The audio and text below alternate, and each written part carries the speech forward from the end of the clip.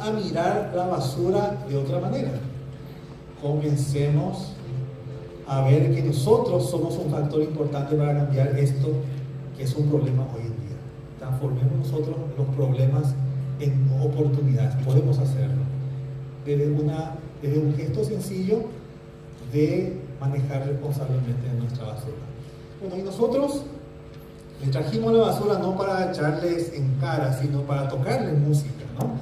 Entonces queremos comenzar con una música de una ciudad que hemos visitado no hace mucho. Tocamos esta música en el edificio más alto de esa ciudad, uno de los más altos de esa ciudad, que se llama el Empire State, ¿verdad? Habrán oído alguna vez, ¿verdad? No sé si me ha salido bien el Empire State, ¿o cómo se dice? Bueno, tal vez reconozcan de qué ciudad se trata.